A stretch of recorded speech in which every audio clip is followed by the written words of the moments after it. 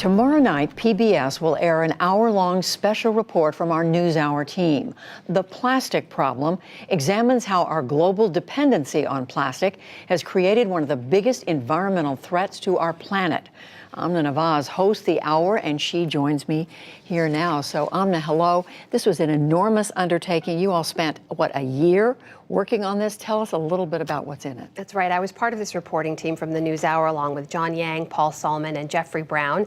And we were led by our producer, Lorna Baldwin. Over the last year, we have dug into more of our reporting from the series last year, expanded that reporting across the globe. And we wanted to try to understand how this one material that we all rely on so much every day is now irreversibly hurting our planet in ways most of us don't even understand. Most people don't know. In the 70 years plastic has been around, we've made 9 billion tons of it, and that most of that is still around in some form. In fact, we should point out some of the images people may see in this documentary are a little disturbing, and we found in some places the plastic is ending up in places we don't expect it to. Take a look at this.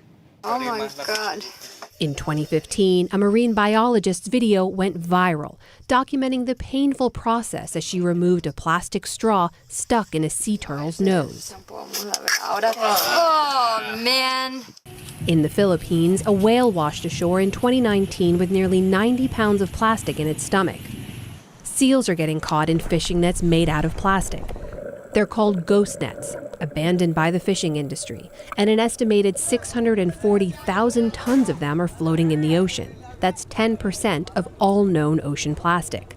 Judy, we should point out experts now believe that by the year 2050, there will be more plastic than fish in the oceans. Oh my gosh, that's hard to comprehend. So it does sound as if we're just now coming to an understanding of how serious the problem is. What did you learn about that? Yeah, we really tried to approach this from every angle, not just looking at the history of how we got here and why the problem is so big, but also looking at how the people who make the plastic, the people who package everything up to sell it to us, how they see the problem. So we went to two of the biggest producers in the world. We went to Coca-Cola and to Unilever, and we asked them what they're doing to help fix this problem they helped to create.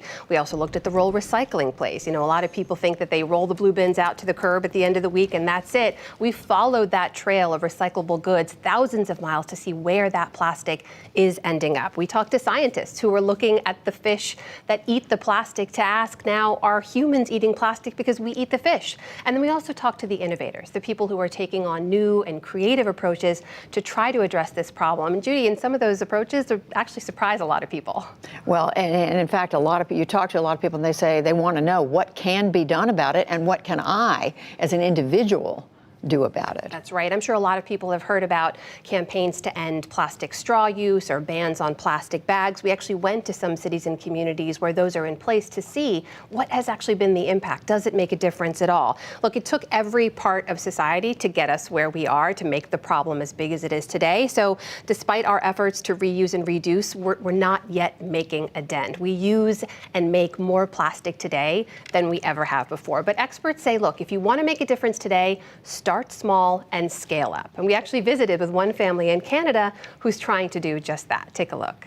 So all reusable cups now. All reusable cups. A cloth coffee filter? Yes, and we get our coffees in a jar. Reusable snack bags, Okay. We've got silicone. What do you replace this with? We are replacing it with beeswax wraps. It covers the food so that it doesn't dry out. How on earth do you get rid of plastic in your bathroom? Yeah, we're using a toothpaste in a jar. And it's a glass jar, And right? it's a glass you can wash jar. it out, reuse it. We've got hand soap.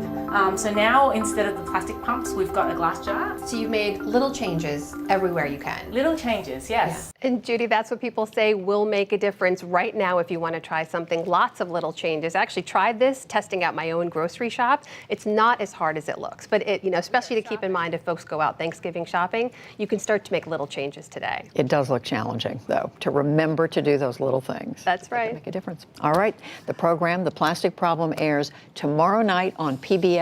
It's at 10 o'clock Eastern, 9 o'clock Central. Thank you, Amna. Thanks, Judy.